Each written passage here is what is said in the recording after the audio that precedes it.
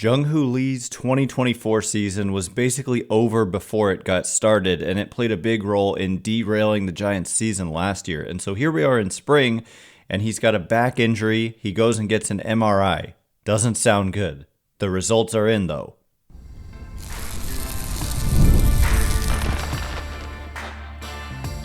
You are Locked On Giants, your daily San Francisco Giants podcast, part of the Locked On Podcast Network, your team every day.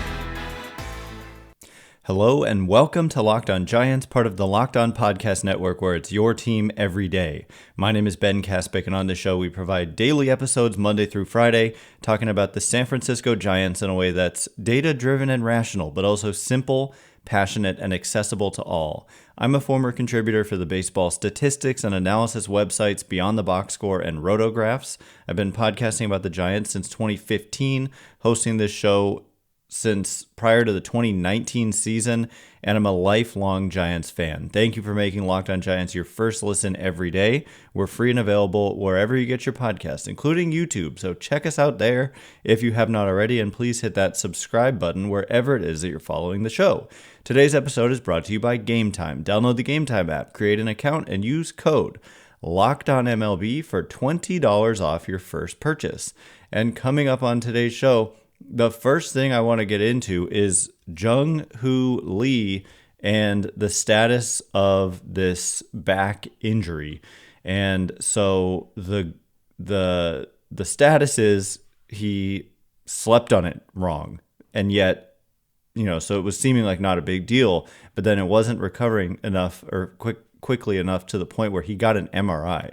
And so we were all just hoping that the results of this MRI would come back clean. It's hard to really seriously injure yourself from sleeping on your back wrong, but nevertheless, getting an MRI on your back is, hearing about it for a player this important to the Giants, it's just not what you want to hear. However, the MRI revealed no structural damage in his tight back. So that is just a big break. I mean, not a big break. You're not going to break your back from sleeping on it funny. But Jung Hoo Lee being healthy is super important. They signed this guy to a 6-year, $113 million contract 2 off seasons ago, and he didn't really get a chance to prove himself. He played in just 37 games. It was his first taste of major league action, which I think back to like Ha-Sung Kim and how he really struggled in his first season. But Jung Hoo Lee, last year, he hit .262 with a .310 on base. Those are fine numbers, but not a lot of power. .331 slugging, but the expected numbers were much better, and that was totally backed up by what I watching him in these 37 games. He hit a lot of balls hard that found gloves, and so a .284 weighted on base average with a .319 expected weighted on base average. So underperforming the quality of contact. So hopefully with time and with health, he can go out there and perform the way that pretty much unanimously the projection systems anticipate that he will perform. So worth pointing out, Jung Hoo Lee is just 26 years old. And so there's a bunch of players like who we think of as young players on the Giants who are actually older than Jung Hoo Lee. Like Tyler Fitzgerald, I believe, is already 27, or at least let me just check on that. Jung Hoo Lee, 26, going to be 27 in August. Yeah, Tyler Fitzgerald is going to be 28 in September. So, Jung Hoo Lee, young player, despite the big contract. And if you look at the projections, the Steamer projection system has him 22% above average offensively. Zips, 8% above average offensively. ATC, 13% above average offensively. The Bat, 15% above average. The Bat X, 18% above average. And then this new oopsie one, 6% above average. So every single one projecting above average, the low mark being 106 in terms of the weighted runs created plus, and the high mark being 122. And then there's, some in the middle around 113, 115. And then if you look at the WAR projections, it basically ranges from, it's pretty steady about 2.5 to 3.2. So somewhere in that range. And so that's a good everyday player. And there's obviously, I would say, upside beyond that because projections are pretty conservative and he hasn't yet done anything at the major league level. And so he's an important player for the Giants. Obviously, they wouldn't have given him such a large contract if they didn't believe he could be pretty much like an impact player. And part of the appeal was that he's young. And so it's not often you can pay money in free agency for such a young player. So Bob Melvin's been pretty clear that the plan is to have Jung Hoo Lee as his number 3 hitter to start the season. I can hear some of you in my head upset that he's your number 3 hitter. I hear all the time, if he's your number 3 hitter, you have a bad lineup, no matter whether it's him or Wade or whatever. But to me, lineup order doesn't matter that much. And like I just said, if he performs like these projections, it doesn't matter if he's hitting 30 home runs or if he's doing it by way of a high batting average and high on base with not a ton of power. Now, you might disagree, but I kind of fundamentally would argue that there's just multiple ways to generate offense, and it doesn't always, especially at Oracle Park, have to come in the form of tons and tons of power. And so anyway, you don't want to lose your number 3 hitter and center fielder, and not going to be, you don't pay this kind of money for a platoon player. And so pretty much everyday center fielder and number 3 hitter, they might move him down against a lefty or perhaps move him to the top and have Wade out of the lineup. But anyway, Maria Guardado of sfgiants.com wrote some things saying that he's still experiencing some spasms in his back, but he's showing some improvement and he will continue receiving treatment for now. Melvin said that Lee could be back in the lineup on Friday against the Guardians, which should give Lee enough time to ramp up for opening day in Cincinnati on March 27th, a week from tomorrow. So Lee hasn't played since March 13th, so the Giants would ideally like to see him play in 3 of their final 5 exhibition games to make sure he's good to go for the regular season. And then Bob Melvin said, I think that's going to be enough time. Hopefully he's able to play after the off day, which is on Thursday, but sometimes these things obviously linger a little bit longer than maybe you'd hope. But nonetheless, it doesn't appear to be a serious injury, so even if he had to miss some time at the beginning of the year, it would probably not be very much time. Let's just hope. I mean, sleeping on it wrong, come on. The Giants don't deserve a sleeping funny on your back injury that it turns out to be serious. So Guardado writes that if Lee has to go on the injured list, then likely Grant McCray would make the team. I'm not totally sold on that. Maybe you just see Yaz play center and then you put Luis Matos in right, because McCray had some pretty serious strikeout issues, although he has done pretty well in spring, but I think it's come with a pretty high strikeout rate even in spring, which continues to be a concern for Grant McCray. No, his spring strikeout rate just 26.5%. So, yeah, I mean, I suppose it definitely could be Grant McCray if Jung Hoo Lee does have to open the season on the injured list. But otherwise, I don't think Grant McCray is going to be that guy to make the team, because I think it's going to be another young outfielder that the Giants have, and we're going to get into that player, what he means to this team, what he's done all winter long and in spring, and why he looks poised to make the opening day roster. We'll get into Luis Matos in just a minute. And before we do, today's episode of Locked On Giants is brought to you in part by Supply House.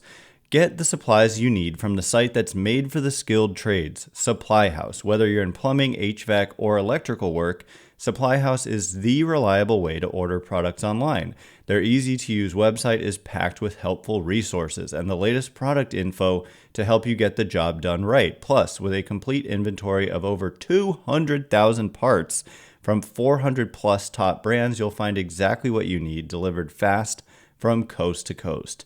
Do you need help with an order? Supply House offers expert support with industry-leading service, so you'll always talk to a real person. And for trade pros looking for an extra edge, their free TradeMaster program offers exclusive perks like a dedicated phone line, free shipping, and discounts on every order. Thousands of skilled professionals are already taking advantage. Now it is your turn.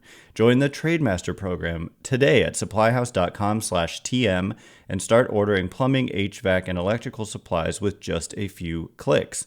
Use promo code SH5 for 5% off your first order. That's supplyhouse.com. Today's episode is also brought to you in part by Game Time. There's nothing better than catching an MLB game live. The crack of the bat, the roar of the crowd, and the smell of the ballpark food. And if you're looking to go last minute, Game Time makes getting tickets easier than ever. With last minute deals, all-in pricing, and the lowest price guarantee, Game Time takes the stress out of buying MLB tickets. Plus, ticket prices drop as Game Time gets closer, meaning you can score an incredible deal. Game Time is the official ticketing partner of Locked On, and as the Giants regular season game, home series opener is coming up, I can count on them to help grab tickets that meet my needs. Take the guesswork out of buying tickets with Game Time. Download the Game Time app, create an account, and use code LOCKEDONMLB for $20 off your first purchase. Terms apply. Again, create an account and redeem code LOCKEDONMLB for $20 off. Download Game Time today. Last minute tickets, lowest price, guaranteed. All right, as promised, we are going to get into the young player, the young outfielder who I think is poised to make the Giants opening day roster. And again, opening day a week from tomorrow in Cincinnati. Thanks again for making Locked On Giants your first listen every day. Everydayers coming up tomorrow. We'll just have the latest from spring training. We're sitting on a gazillion articles that are all really interesting. There's some news about being able to stream the Giants that you're not going to want to miss. Then I'm going to pass along to you. Like, blackout restrictions are kind of ending with MLB.tv if you pay. So it's just something I'll probably want to talk about because I know a lot of people have expressed interest in this over the years, and also on Peacock. So anyway, that I'll just pass that info along and so much more later on in the week. And then we'll do another opening day roster prediction at some point. So like this week and then next week before the roster gets announced as well. So without further delay, let's talk about Luis Matos, who I think is the guy primed to make the team as the quote-unquote fourth outfielder. So again, Maria Guardado of sfgiants.com wrote a piece entitled Matos Riding Momentum from Red Hot Winter Run. And in here, there's some really heartening news too, which I was glad to see, and I didn't know until I read this. But so Matos went and played winter ball, and he said about it, it was something I set out to do. Oh, he won Rookie of the Year there, and he said it was something I set out to do when I went to play over there. In Spanish, he said this, so this is translated. He said, quote, I said, it's my first year. I'm going for Rookie of the Year. For me, it was super cool because I grew up watching that league. I always dreamed of playing there in addition to playing in the big leagues, and thank God I was able to do it. So Guardado writes, Matos's winter stint was even more meaningful because it gave him an opportunity to play in front of his family for the first time in his professional career. His parents, Jose Luis and Yoelis, made multiple attempts to come to the United States to watch him play in the majors, but they were denied a visa 3 times before finally receiving permission to enter the country this year. And then Matos said via Guardado, quote, it motivated me a lot just to play and have fun knowing that my family was there supporting me. It felt really good. And Guardado says that support system has remained intact this spring. With their visas now valid for 10 years, Matos' parents were able to travel to Arizona and live with their son during spring training. Their arrival couldn't have come at a better time, as they've been helping Matos and his wife, Alexandra, take care of their daughter, Briella, who was born on February 20th. And Guardado continues, having his family around has helped the 23-year-old Matos stay settled at the plate. As he entered Wednesday, tied for the MLB lead with 19 hits and ranks fourth with a .358 batting average through 20 Cactus League games this spring. Those numbers should put him in prime position to make his first opening day roster and serve as Mike Yastrzemski's platoon partner in right field during the regular season. So I just want to pause there and say, yeah, I remember reading about his parents trying to get these visas to come to be able to watch their son not just play in the major leagues for the first time, but to watch him play professional baseball for the first time. And so, I mean, he has been in professional baseball for a long time. And so for him to go down there, play in front of his family, he signed in 2018 as an amateur. I don't know. He was like 16 years old at the time. And so he's been in the Giants organization since 2018. And they're finally able to watch him play stateside. And that's no small deal. I mean, to know that to feel like isolated from your family versus like having that support from your family. He's living with his parents right now during spring training. I mean, I think that this is one of those things that you can't quantify, but is a big deal. And I don't have the numbers in front of me about what he did in winter ball, but he was very, very good. And then in spring training this year, it's worth pointing out that spring training, like performance like this kind of stuff, doesn't necessarily translate. In fact, there's like very low correlation between spring training, like batting average, on base, slugging, and then like regular season. So there's other things that are more indicative or like more that are more reliable to use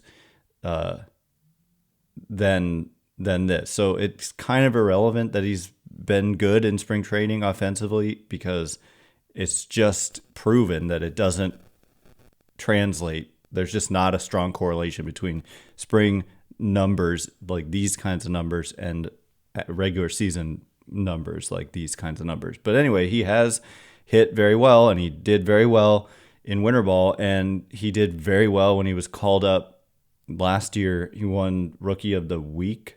Is that a thing? Player of the Week when he got called up last year, but then he fell off a cliff. But looking back, like he didn't even have a very good year in the minor leagues last year, but the previous year in 2023, across a couple of levels, he only played in 63 games in 2023 in the minor leagues, because then he played in the majors for 76 games. But in 63 games in the minors, and at age 21, he hit .333 with a .401 on base and .543 slugging, 41% above average in AA and AAA, and younger than most players in that league. And so Matos is a breakout candidate. He graduated via Fangraphs prospect rankings as the number 12 prospect in baseball as a 2023 graduate.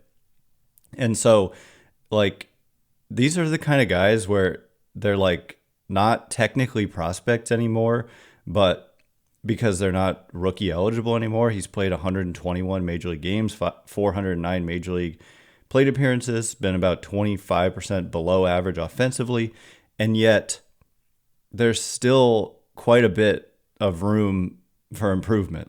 You don't just give up on he just turned 23 at the end of January. And so a lot of guys this age are just out of college, and maybe, I mean, there's a lot of talent in there. We've seen it in flashes. And if he can just figure it out, there's a lot of upside. And so that's why, I mean, Yastrzemski's going to turn 36 during the season this year, and it's the last year of his contract. So they're going to be looking for whether it's Matos or Luciano or Wade Meckler or Grant McCray, for like, they're going to be looking to develop these young outfielders to be players for their future. And so Matos appears to be the first guy who's going to get those opportunities, it would seem. And I think he probably has the highest likelihood of reaching that potential. So there are some quotes here. Pablo Sandoval, who was in camp, fellow Venezuelan, said the talent he's got is unbelievable. To get Rookie of the Year in winter ball is a beautiful thing for him. He's got a bright career. I hope he can continue shining and do the best thing, whatever that means. And then Matos said, it's something I've been working on since I played over there in Venezuela. Improve my approach. Okay, so they're talking about the fact that he's trying to, because he was, if you look at the chase numbers in 2023, they were pretty good, but in 2024, they were way high. But in between would be livable. But he said it's something he's been working on. Go in with a plan and not just swing like crazy. Yeah, that's what he was doing, and you don't want to do that. Have a plan and make the pitcher work.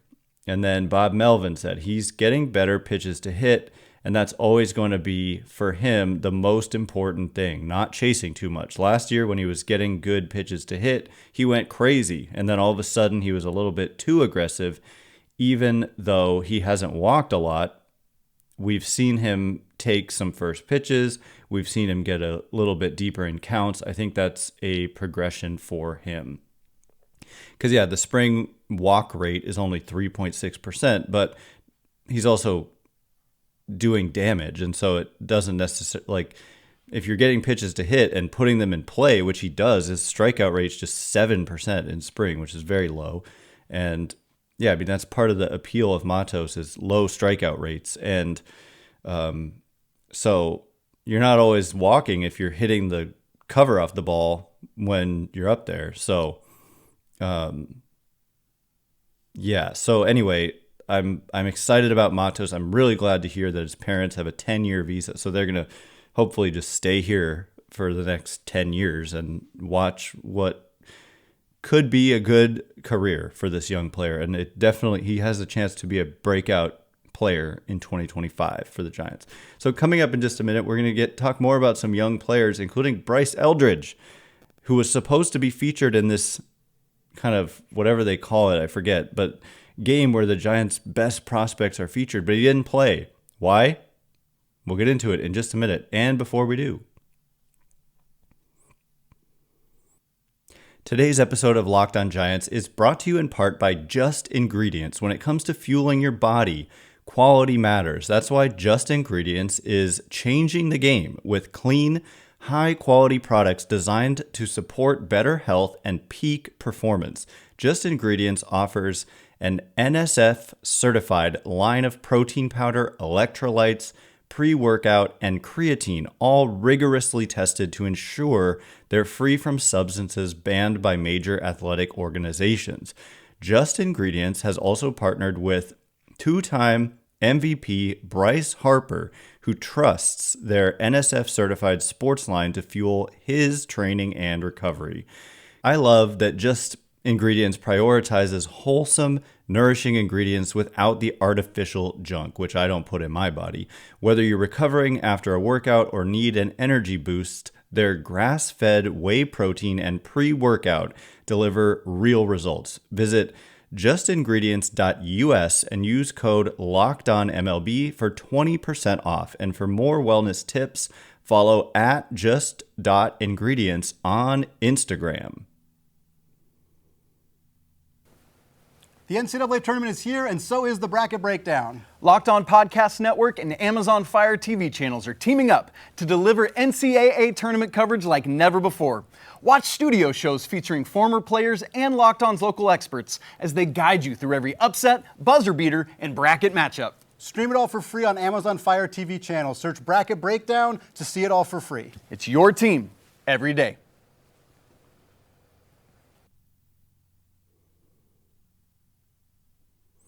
All right, here we go. We are going to get into this, like another little bit of a scary injury thing involving a important player to the Giants' future in Bryce Eldridge, but also why it maybe sounds like it's not as scary as it could be. And there's another young player dealing with an injury. So just a couple of injury updates from some very intriguing prospects. Thanks again for making Locked On Giants your first listen every day, everydayers.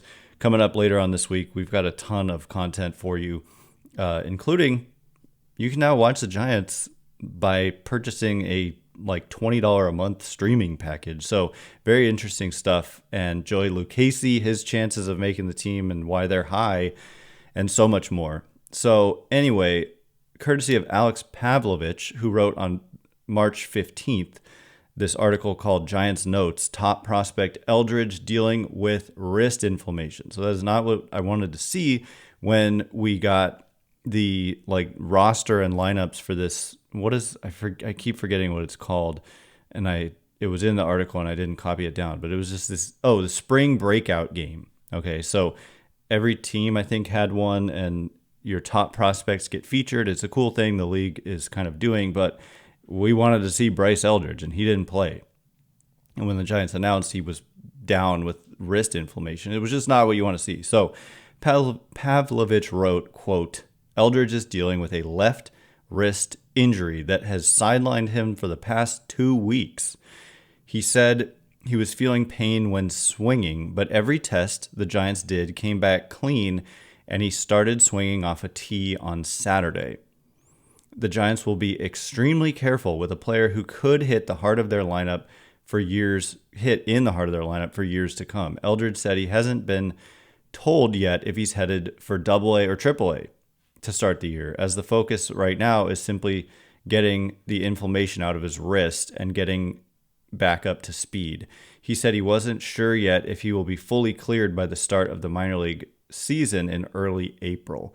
So Eldridge said, if everything goes perfectly, hopefully I'm playing towards the end of next week.